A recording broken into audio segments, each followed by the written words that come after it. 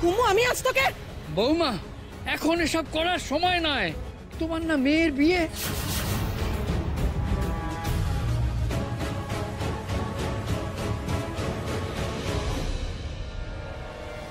বাবা, তুমি নিজেও জানো না তুমি আজ কি করলে। আমার দিদিভাইকে কত বড় অপমানের হাত থেকে তুমি বাঁচালে।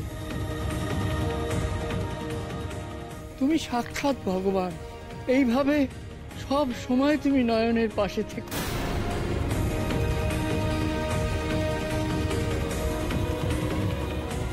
ওকে আগলে রেখো। আজকের এই দিন আমরা ভুলবো না। চিরকাল তোমার এই দিন আমরা মনে রাখবো বাবা।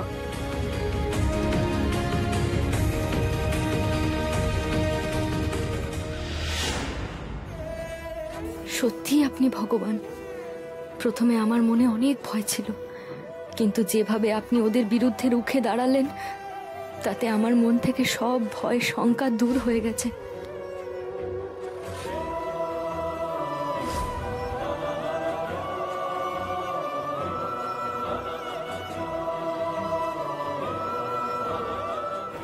এতদিনে মা বিশালাক্ষী তোর থেকে মুখ তুলে চেয়েছেন রে মা।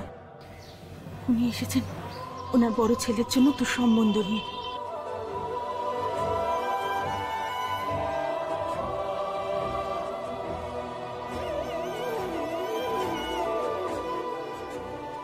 মা ঠিকই বলেছে মা গো। এতদিনে তুমি আমার দিকে মুখ তুলে চেয়েছো, এমন স্বামী দিয়েছো আমার কপালে। আমি যে এত সুখ কখনো স্বপ্নেও দেখিনি মা। আচ্ছা, আমরা এখনো দাঁড়িয়ে রয়েছি কেন? বিয়ের কি আরো নিয়ম কানুন বাকি রয়েছে? তাহলে সেগুলো একটু তাড়াতাড়ি শেষ করি প্লিজ। হ্যাঁ বাবা, এক্ষুনি করছি। এই সময় তো হুজ্জতে সব ভুলে গিয়েছিলাম। কত দেরি হয়ে গেল, 7 পাকে ঘোরাও তো হয়নি। ওখান থেকেই শুরু করতে হবে। কই গো, সবাই শাক বাজাও, উলু দাও।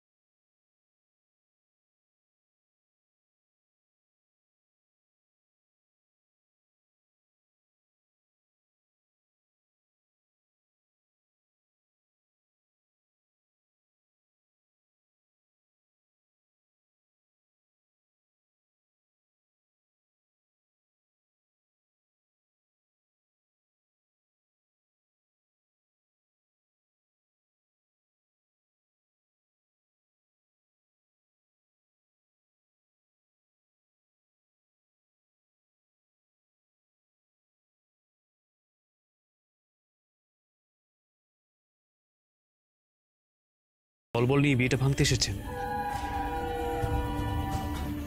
এই মেয়ের সাথে আমি বিয়ে করব, আর এটাই আমার ফাইনাল ডিসিশন।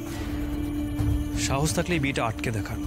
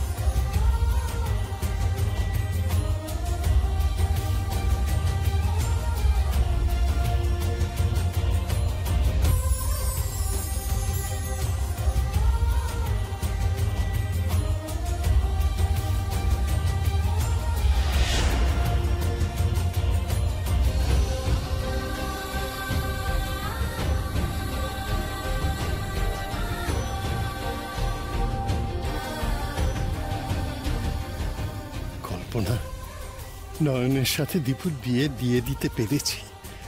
দীপুর গলা আমি ওর রক্ষা কবচ বেঁধে দিতে পেরেছি। আর ভয় নেই, এবার আমি নিশ্চিন্তে তোমার কাছে যেতে পারবো।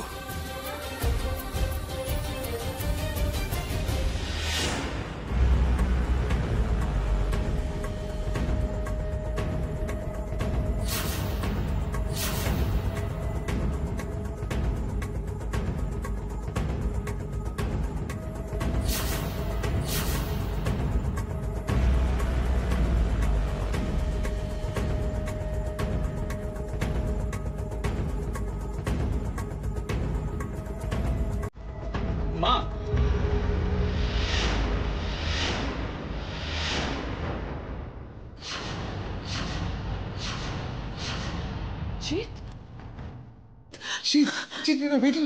কি খবর? ওদিকে কি দেখলি বল? আর খবর, আমরা বিশাল বড় একটা চাপে পড়ে গেছি। চাপে পড়ে গেছি মানে? আর নয়তো কি, দীপ্তর গাড়ির অ্যাক্সিডেন্ট হয়েছে আর পুলিশ সেটা নিয়ে তদন্ত শুরু করেছে।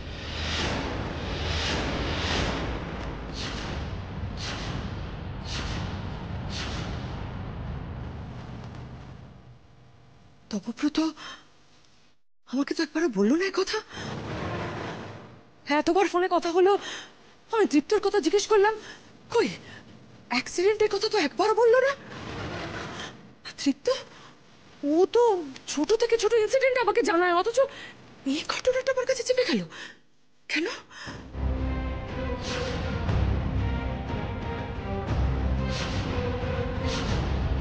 কিন্তু দীপ্ত কোথায়? না, আমি তো মাকে বললাম যে দীপ্ত একাই মাধবপুরে জমি দেখতে গিয়েছে।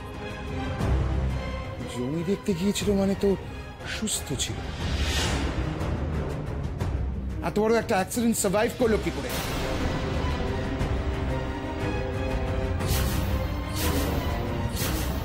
আচ্ছা মামু, সেটা আমি জানবো কি করে?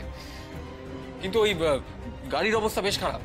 তবে দীপ্ত আর ওর বাবা কোথায় সেটা আমি জানতে পারি।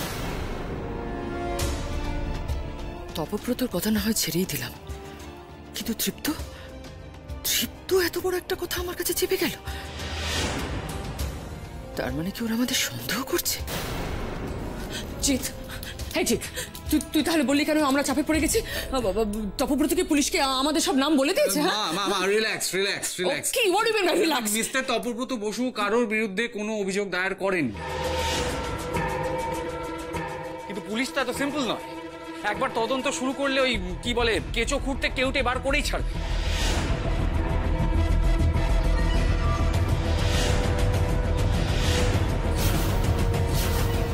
আর তখন আমাদের কি হবে সেটা বুঝতে পারছো? ভিকি কি হবে এখন? পুলিশের তদন্তে যদি আমাদের নাম উঠে আসে তাহলে আমি তো ভাবতেই পারছি না কেন যে দীপ্তটা মরলো না। তাহলে তো সব ঝামেলায় মিটে যেত। না মনে আমাদের পুরো ফাঁসি দিয়ে গেল, ভালো লাগছে না আমার।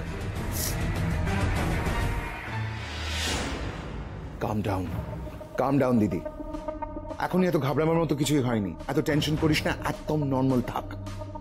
এমন ভাব করতে হবে যেন আমরা কিচ্ছু জানি না। আগে দীপ্ত আর জামাইবাবুকে ফিরতে দে, তারপর ওরা ফিরলে বাজিয়ে দেখতে হবে ওরা এট অল আমাদের সন্দেহ করছে কিনা এই ব্যাপারটায় জড়িয়ে থাকার জন্য। কিন্তু আমি ভাবছি একটা অন্য কথা। এত প্ল্যান করে, ব্রেক অয়েল লিক করে, চাকা লুজ করে অ্যাক্সিডেন্টের প্ল্যানটা করলাম। অ্যাক্সিডেন্টটা হলো, কিন্তু দীপ্ত বেঁচে গেল। এই মিরাকলটা হলো কি করে?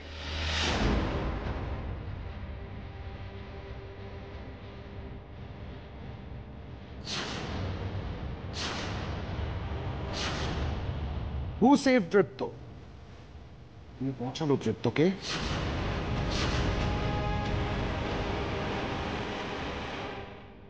আমার নাতনিটাকে সুখে রেখো বাবা। বড় দুঃখীও, চিরটা কাল শুধু কষ্টই পেয়েছে। ওকে একটু আগলে রেখো, একটু শান্তি দিও, ব্যাস, আর কিচ্ছু চাই না। এবার বিয়ে সুসম্পন্ন হলো।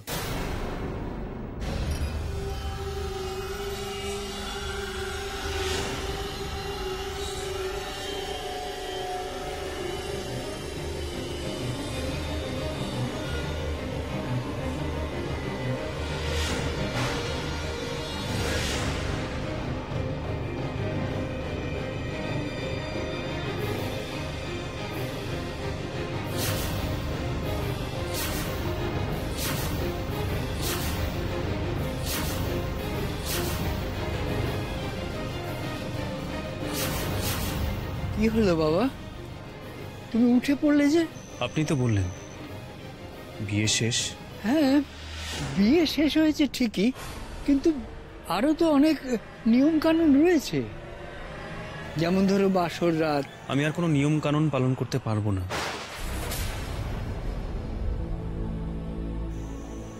আমি বাড়ি যাব।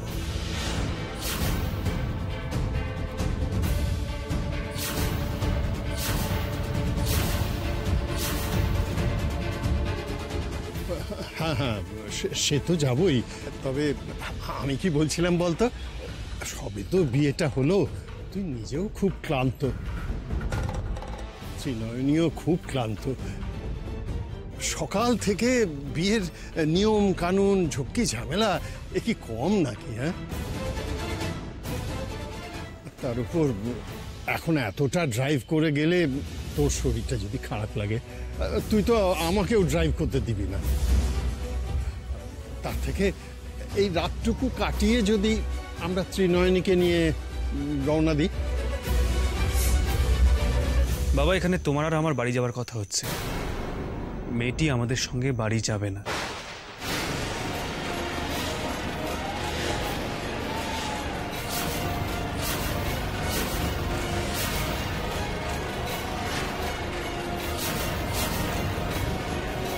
মা কথাটা শোনো, লিসেন টু মি।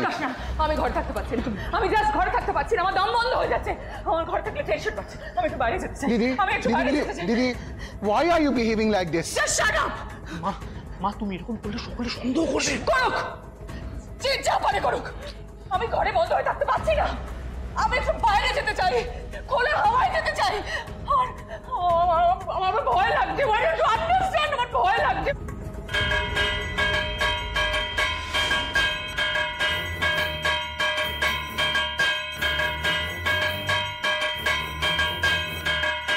কে বাজাচ্ছে? কে বাজাচ্ছে কাঁসর ঘন্টা? কে বাজাচ্ছে? কাঁসর ঘন্টা বাজানোর সময়। I have to stop this! I have to stop this! এই বন্ধ করো! বন্ধ করো! বন্ধ করো! মা কিছু একটা করে বসবে, চলো।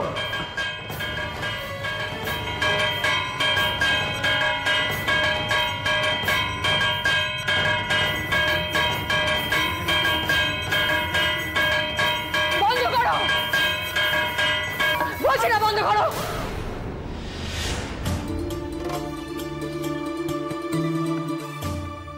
কি করলে বৌমা? আরতিতে তুমি বিঘ্ন ঘটালে?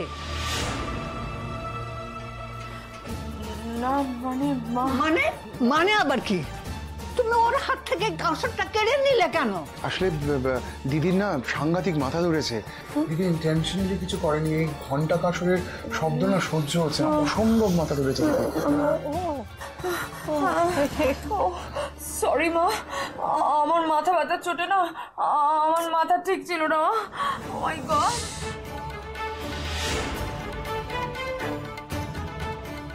কি বৌমা তো অসুস্থ। যাও যাও যাও, মাঠের ঘরে গিয়ে বসাও, আমি ব্যবস্থা করছি। তাড়াতাড়ি যাও তো না, ওদের নিয়ে যাও। আরে আমি ধর ধর ধর, এটা ধর, আমি দেখি কি হলো, কোন ব্যবস্থা করতে পারি কিনা।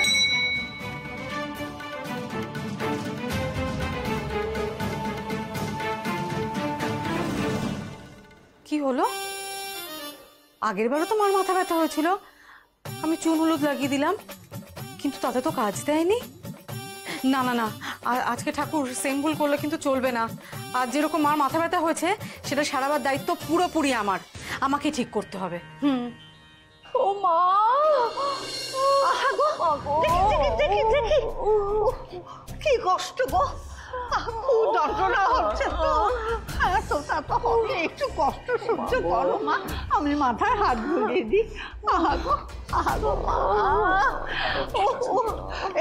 জিৎ ওই মাথা ব্যথার কোনো ওষুধ কি তোদের কাছে আছে? একটু দেখ না বাবু। মা এই তো লক্ষ্মী, দেখো তোমার মাথা ব্যথা ঠিক হয়ে যাবে। আরে কিচ্ছু হবে না।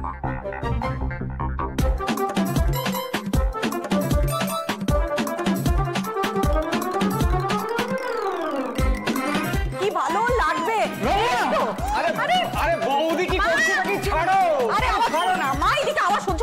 এই ব্যাপারে একদম ঠিক হয়ে যাবে মা। রঙ্গনা ডোন্ট বি সিলি, এইভাবে মাথা ব্যথা সরে না, চাওয়াটা সব। না না ছাড়বো না, ঠিক হয়ে যাবে মা, আপনি এরকম করবেন না, থাকুন ঠিক। রঙ্গনা কি হচ্ছে নাকি দেখছো না, মায়ের কষ্ট হচ্ছে। একদম তুমি ইয়ে করবে না, কোনো কিছুতে আমাকে অ্যাপ্রিশিয়েট করো না। কি সুন্দর গরম জ্বর, নরম টাওয়েল মা, ভালো লাগে। আরে মা চলো বাবা, মা ভালো লাগছে না? কেউ ওকে আমার চোখের সামনে থেকে সরিয়ে নিয়ে যাও, আদারওয়াইজ আমার কি হবে? শেষ করো। ও মাই গড।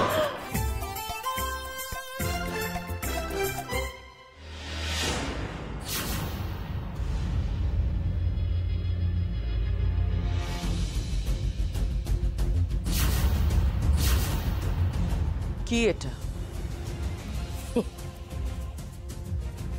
ভয় নেই, বিষ দেবো না তোমার, তোমার মাথা ব্যথার ওষুধ।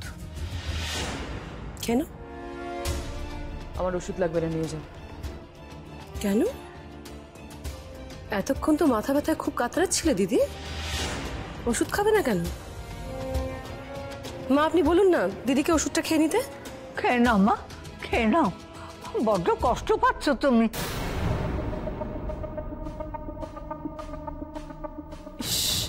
মাথা ব্যথার অভিনয় করে তো ফেঁসে গেলাম, এখন মিছিমিছি এই ওষুধটা খেতে হবে। কি হলো দিদি, খেয়ে নাও।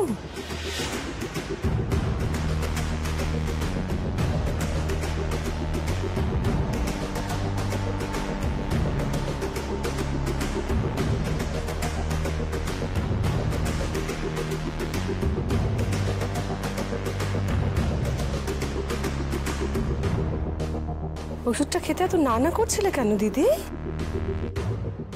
কি বলতে চাইছো তুমি? না না, তুমি যে মাথা ব্যথার অভিনয় করছো আমি কিন্তু সেটা বলছি না। আমি বলছি যে মাথা ব্যথা নিয়ে পড়ে থাকলে হবে বলো?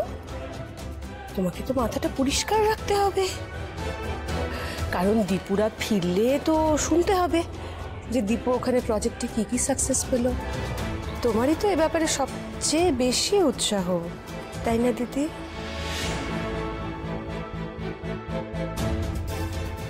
দীপু ফিরছে না, ফোনও করছে না, সব মিলিয়ে দিদি বেশ চাপে পড়ে গেছে। তাড়াতাড়ি ফিরে আয় দীপু। তবে এতদিনেও যখন তুই একবারও দিদিকে ফোন করিসনি, আমার মন বলছে এবার তোর মনটাও বদলেছে। দীপু কি বলছিস তুই? নয়ন আমাদের সঙ্গে যাবে না মানে? ও তো তোর স্ত্রী, অগ্নিসাক্ষী করে বিয়ে হয়ে গেছে তোদের। আমি এই বিয়ে মানি না বাবা।